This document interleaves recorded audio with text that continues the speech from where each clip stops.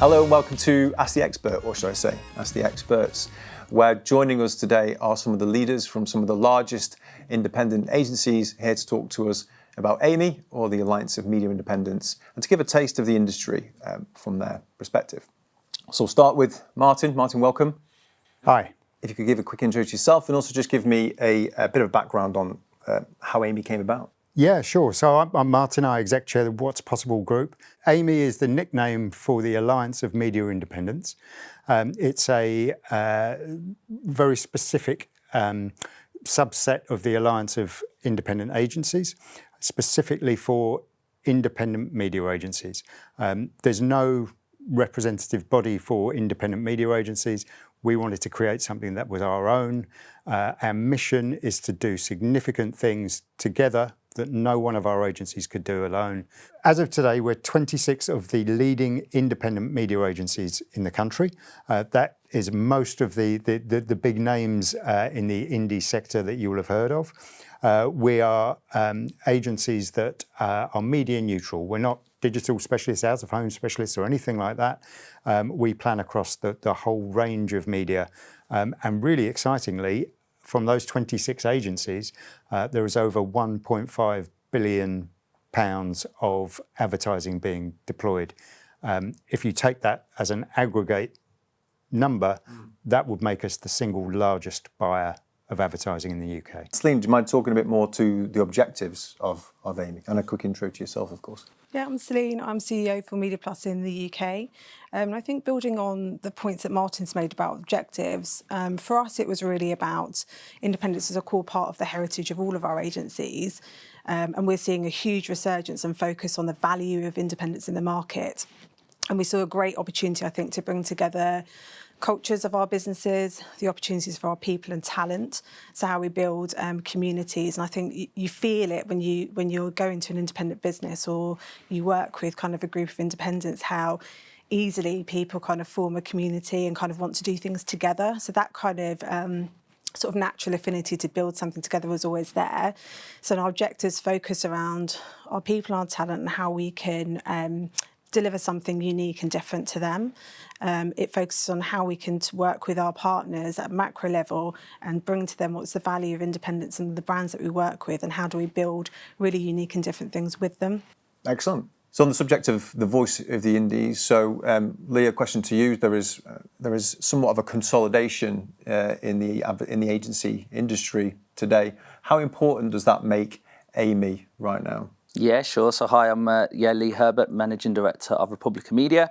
We're an agency based in Manchester and Edinburgh. I think it's really important. I think, for all of us, a place where we can come together and sort of share ideas, have a sort of a mutual support network, which has been across the last few years and will continue to be. It's really important, particularly, as you say, we see this kind of consolidation in the whole cos. I think it's important to say we do still all remain fiercely independent, and we're ultimately all competitors as far as new bids and certainly pitching goes. But I think what joins us generally all together is a shared mindset. So from agility, deeper senior involvement into businesses, and I think ultimately business partnerships, not just commodity relationships. I think we all kind of truly believe that that's important. And so I think it'll be a platform to continue to learn from each other. I think it will mean we keep pushing each other forward. And I think it also gives a collective voice that I think is really important for the indies, particularly when you look at how far the independent sector has grown in the UK. So turning our focus more to the industry as it is today. So Celine, from a insights and planning perspective, what do you see as most challenging but also most exciting? I think the industry from a kind of insight and planning point of view has just gone through, in some ways, quite substantial change.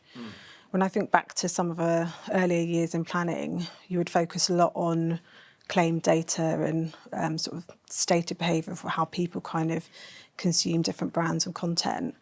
And what we've seen evolve enormously is the opportunity to stitch together a huge wealth of data that allows us to better understand people from a 360 point of view. Each one of us is very unique and very complex. And I think we had, quite a blunt instrument from an insight point of view historically. And what we have today is a myriad of different data, everything from digital ethnography to emotional data, through to real purchase data, location data, where people have been, what they've seen, what they've done. And the opportunity to connect all of those things together and create a very different view of the person, I think is what's really exciting, but also obviously as a planner challenging when you have to assess each data point and think about how much weighting you're going to give to that.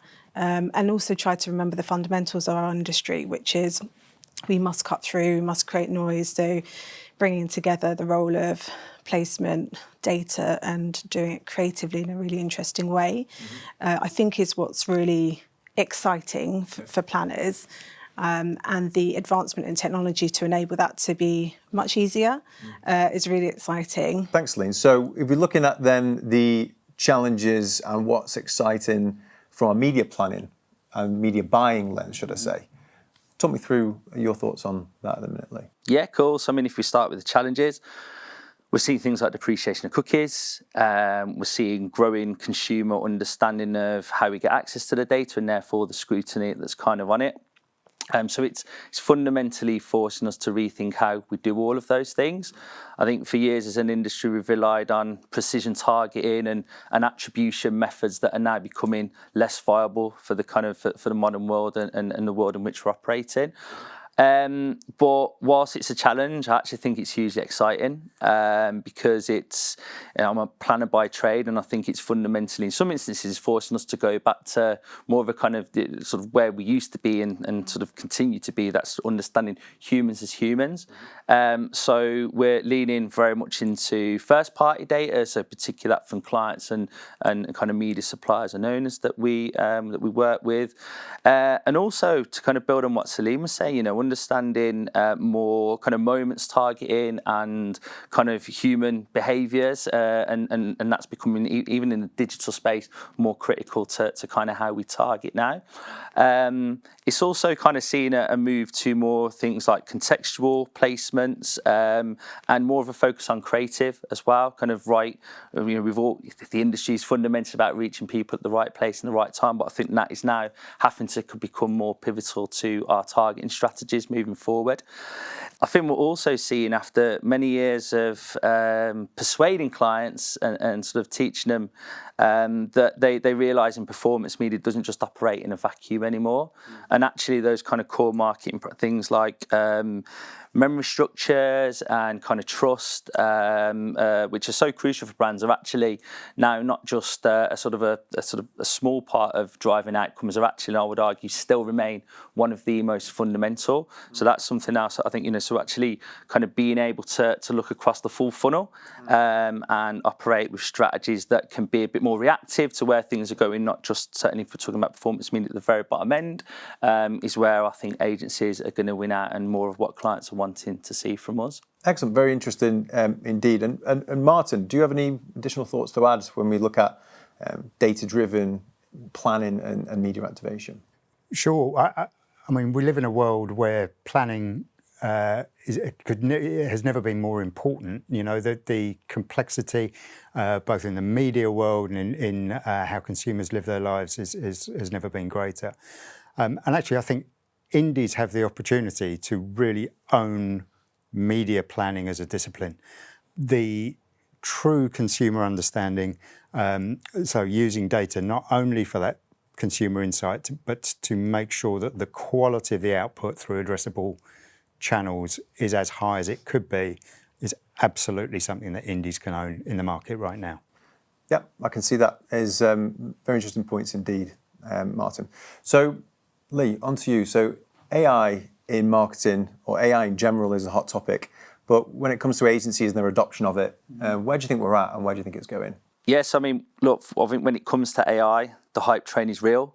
I think we're going to find ourselves in a position where in probably 18 to 24 months' time, we're looking back in sort of astoundment actually at how far sort of AI has integrated and sort of infiltrated things like our working processes, our kind of insight. I think it's going to be pretty profound. I think personally there are probably two ways that agencies can make the most of it and already are making the most of it, and they exist around productivity and also kind of strategic depth. I think with productivity, we're already using it to kind of pick up on low value tasks. So it could be anything from kind of insight mining to pulling together initial media plans, stuff that's important but ultimately takes time. We'll find that it's cutting down those processes and speeding things up. I think it's crucial to say that's not about replacing people either. It's about actually freeing up more time for them to focus on the things that are ultimately sort of creating more value for clients. That is thinking about their business and solving problems and challenges. Okay. And Celine, on the subject of challenges, again, it seems is when we look at the ad tech world today, there's often a lot of noise. So how do you as an agency fight through that noise and to find out what's right for your clients and your agency? I think we'll always be looking at partners that bring additional value to what we're trying to deliver to our brands, either in terms of our proposition and focus on behavioural planning, which is all around understanding people. So we look and prioritise partners that are able to give us a depth of insight that we can connect into our broader kind of insight and strategic proposition. So we will always prioritise that way. But ad tech is obviously a very broad category, and that can be anything from a data provider through to a CDP type platform and so on. So we'll have a process of sort of segmenting the different types of technologies our brands need. Also the way they want to access them, because brands, rightly so, want to have much more of a sort of transparent way of operating. We hear a lot in the kind of tenders and new business processes about the kind of want to move away from the black box approach to delivering technology and data solutions. So we also sort of prioritise partners that are able to work in a flexible way that delivers transparency to our brands, and then is able to sort of enable them to bring something that we couldn't otherwise deliver as a business. So, Celine, you talked there a lot about partners. So, Martin, with the Alliance Media Independence, Experian have partnered with the Alliance. What do you see as the value that Experian brings to your members? Yeah, absolutely. And thank you so much for coming on board as one of our early partners. And this is exactly what we hoped Amy would be able to deliver. If we create a marketplace, a grouping of the largest independent media agencies in the country, then I think we make the independent sector easier to address, which I hope is part of what attracted Experian to see this as an efficient and effective way to grow. What we really want is to be able to bring top quality partners. So that would be all of the largest media owners. It could be the tech platforms, but equally it could be top quality providers of data, research and insight.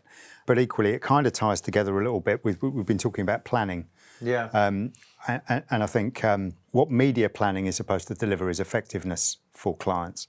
That process can be enriched by a data provider of Experian's quality. Yeah. Because whether it's the insight that feeds the front end planning, the enriching of the data, or the ability to use that data through all addressable media, that's incredibly powerful, and that's what we want to be able to bring to Amy members. And it is very exciting to be one of the early partners, Martin, and I think there's a lot of scope where we can help your agencies to understand their clients, consumers, their customers, the market, and how they can build audiences that can be addressed across multiple different channels. And Experian have always done that through a privacy-centric lens. Leigh talked about the first-party data strategies that agencies are adopting, and we very much look to augment with that with our third-party data assets. Okay, great. So that's us for today. It's been great talking to you. It's been great to hear more about Amy and the industry from the indie lens. Thank you for joining us for Ask the Expert. See you next time.